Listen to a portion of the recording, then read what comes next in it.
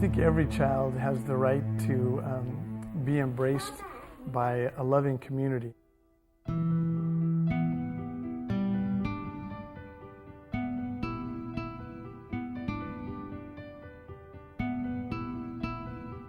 Not a day goes by when I don't go to bed at night or wake up in the morning without this in my mind. I mean, I'm a grown-up now. I just want it to end, you know? I just want it to stop. While things may be dark right now, God intends a bright future for them, and I believe it. There's a better world for them.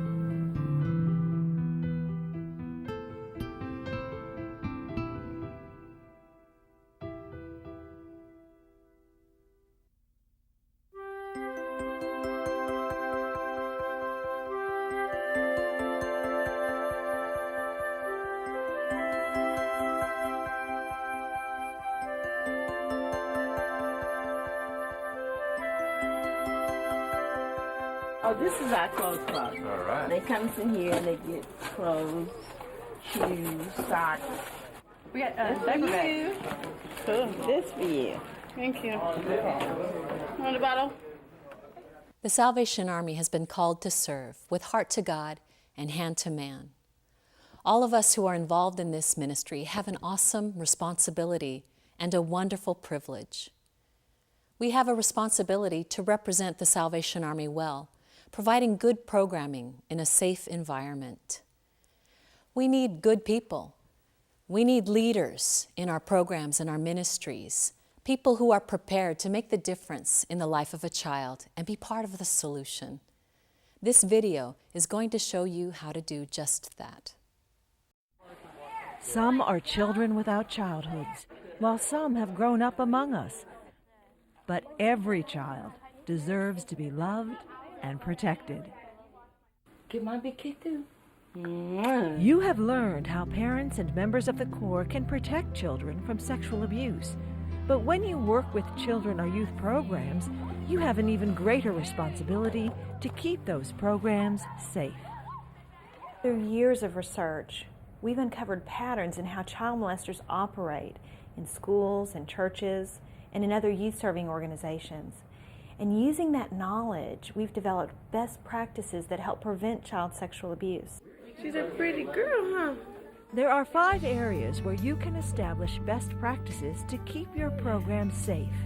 The 5 areas are screening, interacting, monitoring, training, and responding. Screening is your first opportunity to prevent a child molester from gaining access to children. Of all the places I came in contact or tried to create opportunities with, it was mainly at church, because it was such a trusting environment, because that's where my family spent a lot of time. Because Corps members and program participants have either grown up as Salvationists or have come to the Salvation Army for help and guidance, they are often our family members or welcomed into our extended family. Screening, even those we know well, is essential, not an indication of suspicion or mistrust. I can understand that there might be people who've worked with the Salvation Army for a long time, Salvationists even, who are thinking, you know, why all of this now? I've been working with young people for a long time, and don't you trust me? Of course we trust you. This is just about protecting the children and protecting the mission of the Salvation Army.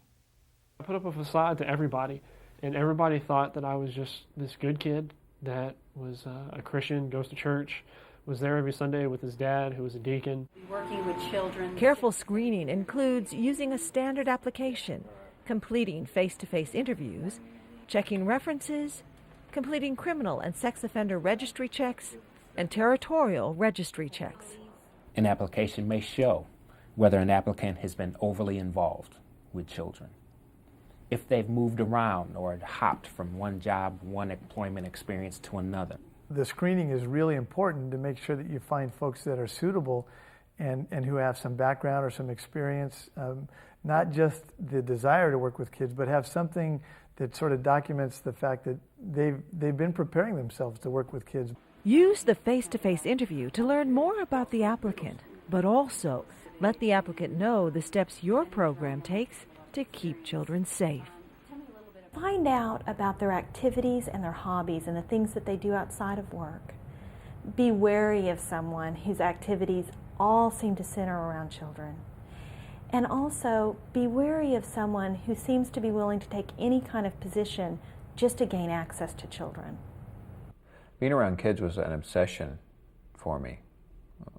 I wouldn't do anything without that in mind. Coaching, volunteer work. Even in college, I thought about becoming an elementary school teacher. Child molesters rely on your trust. They may not expect you to look over their applications or to interview them or to check their references. Alyssa's babysitter molested her for months. When we first hired her, we asked for references, which she gave us. But we never actually called them because she just seemed so nice. However, as it turns out, she had also done this to one of the little girls on the reference sheet. When you contact a reference, the first thing you want to do is let that person know what kind of a position the applicant has applied for and what kind of contact with children will be involved. The next thing you want to do is find out in what capacity the reference knows the applicant and how long have they known that person. I'm calling to talk to you about... Be sure to ask 3 very important questions. Did anyone ever complain about the applicant's interactions with children? Did the applicant follow the rules at work? Does the applicant hold any other jobs or do any other volunteer work with children? Checking criminal background histories, sex offender registries, and the territorial registry can also help you select the right people to work with children. Letting applicants know about the screening may deter some inappropriate applicants, as well as, for others, underscore the importance of protecting the safety of our children. They had a new policy of starting to do background checks, and when they did do the background check, they found the sex offender registration and asked me not to come back. Careful screening involves using a standard application for employees and volunteers, completing face-to-face interviews, checking references, and completing criminal background and sex offender registry checks. These steps can help you keep your Corps, your programs, and your children safe. Thank you. Interacting with children should be guided by clear standards known to everyone. I would volunteer to help within a group, and I would hold a child in my lap and fondle them or touch them inappropriately. When you don't have standards for behaviors and interacting with kids, then that's an opportunity for a molester to do things that most adults wouldn't do, like have kids over to spend the night, or hold older kids on their lap, or touch kids in ways that most adults wouldn't touch them. You need to define the types of interactions between adults and children that are appropriate. When everyone knows what is and what is not acceptable, we can better spot interactions that may break the rules. It's about creating an environment where we can take the model of Jesus' relational ministry to children and take that for our own and reach out to them with our hearts and our hands and embrace them and celebrate with them. It's also important not to lose sight of the fact that affection is essential for children. And so when you develop your standards for interactions with children, it's really important to include lots of good ways to show affection, like verbal praise, special recognition, high fives, age-appropriate hugs, or an arm around the shoulder. The director saw me wrestling with some kids, and he said, "Take it easy. Someone might get hurt." And I thought, wow, close call. So I just made sure he wasn't around when we were wrestling. He always wanted to wrestle. He always wanted to have wrestling tournaments. And even if you didn't want to, he would grab you and put you in a headlock. And then a couple of times he would bump into my crotch, but I didn't think anything about it. But then it started to happen every time, all the time. we have an obligation to share love with people ourselves in appropriate ways. Through our training programs, we can communicate that there's a certain time, a certain place, a certain manner which is acceptable, that will leave no doubt that the kid is loved and being cared for in a nurturing environment. Hey, Alex. Healthy interactions between adults and children nourish the soul and help children develop emotionally, physically, and spiritually. By establishing clear standards about the types of interactions that are acceptable between adults and children, you keep them nurtured and safe. Monitoring is absolutely essential for safe ministries and programs. We would do finger painting, and after they were done, they needed to wash their hands, and I would volunteer, say, I'll go take them one at a time to the restroom, into a one stall restroom with a sink, and I could close the door and just give me the opportunity. Child molesters need privacy, even for just a few minutes. An empty classroom, a bathroom, their car, their home, or an activity where they are alone with one child. When you monitor the interactions between adults and children and the locations where adults spend time with children, you're keeping everyone safe. You can take away their privacy by being sure that all programs and all ministries have more than one person involved and have a written supervisory plan. That helps keep children safe and also helps prevent an adult from being falsely accused of abusing a child. Well, I didn't want to get caught, so I would only do stuff when no one else was around. We'd go over to my house, or sometimes down to the church basement. Some of the parents even wanted me to babysit when they were out of town, so that was perfect. We always met in his office for the counseling, and he would lock the door and come sit beside me on the couch. And if anybody would knock, he'd signal me to be quiet so no one would know we were in the room. Encourage parents to drop in and visit programs anytime. Extra eyes can keep children safe. And by keeping doors and windows open and unused rooms locked, you take away situations where children may be in danger. We're doing regular observation of the programs to ensure that there's a productive, healthful environment full of hope for kids. We're providing not only a safe environment for the kids, but also a safe venue for people who really want to go out and make a difference in a kid's life, a safe opportunity for them to do that. Anytime someone wants to start a new program, those in leadership positions should review the program carefully to make sure it will be adequately supervised. He started this Bible study group, and he made flyers and passed them out at the church. At first, there were quite a few kids, and then he moved it to his apartment, and there was only a handful of us. I don't even think the people at the church even knew that it was still going on, or that he was still doing it. It's important for people to adhere to the Salvation Army's policies and procedures when they're setting up new programs. I know a lot of people think, oh, the policies and procedures, they just make life more difficult, make it harder to do what we want to do. But in fact, the Salvation Army has learned a lot from their experience in the past and learned some hard lessons at times.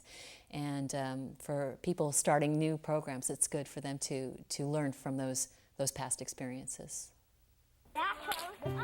Don't allow a child molester to have privacy. Make sure all programs and ministries have more than one adult, have a written supervisory plan. Encourage parents to visit and review new programs carefully.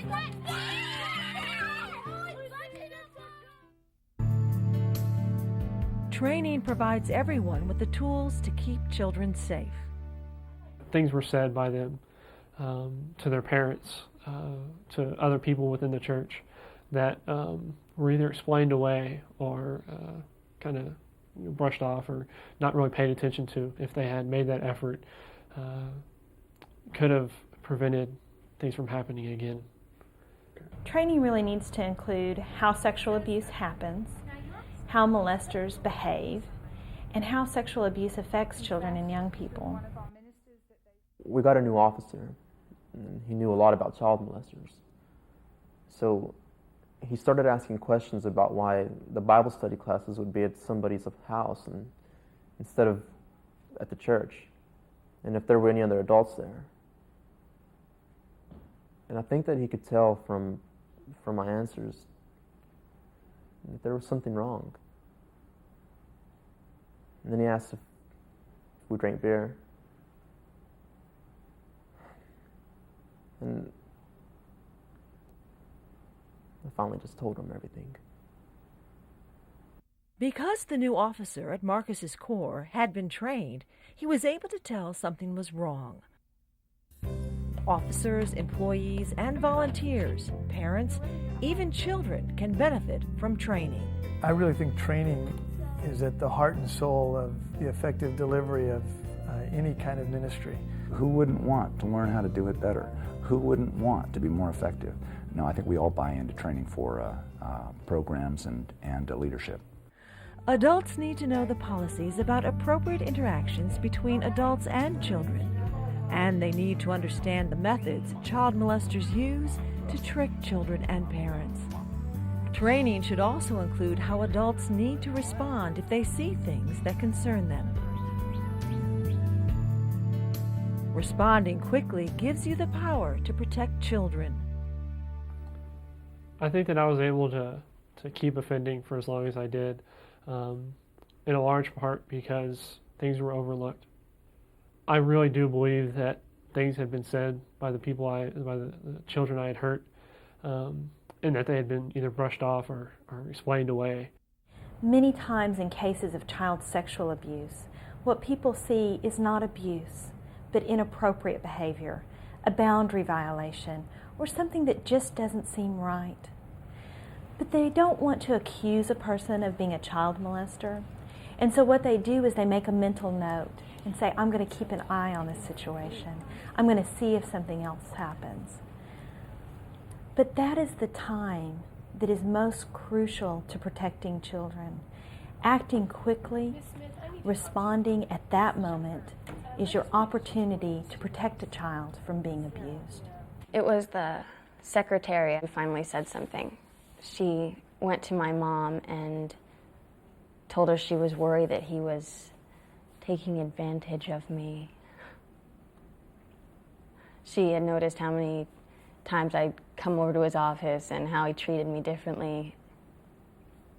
She suspected something. Officers, employees, and volunteers, parents, even children, must know who to contact if they have a concern. And they need to know that they can report their concerns anonymously. As soon as I found out it happened at church, I knew I needed to tell someone. But I didn't really know who to tell. I didn't want everyone knowing what happened to Aaron. Remember, if you suspect actual abuse, call the police or protective services and territorial headquarters. I think it's important that we not be afraid or hesitant to take action when it comes to preventing child abuse. We don't know how many other people may have seen something in a child's life that we're recognizing as well. And our reporting or taking action might be the very thing that changes the course of that child's life. There are laws that protect people who report in good faith, and that means that they believe what they're saying is true. Someday, you may be the only person standing between an innocent child and a child molester.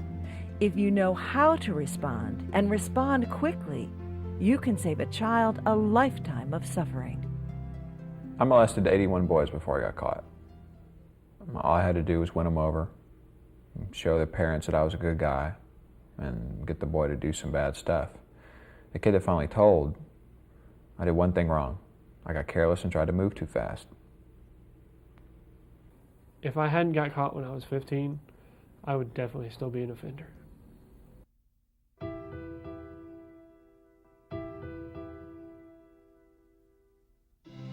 Remember all you can do in each of the 5 areas to keep your ministries and programs safe: screening, interacting, monitoring, training, and responding.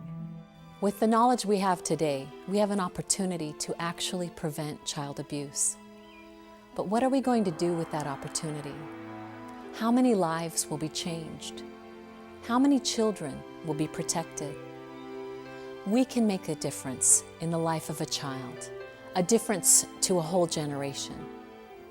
Yes, we can make a difference. It is up to us. All children need strong, loving adults to help bring them to their fullest potential. It is our mission to meet human needs without discrimination. It is our gift to experience the love and safety of the household of God. And it is our responsibility to preserve that gift. With God's love and help, we can protect all children, today and always.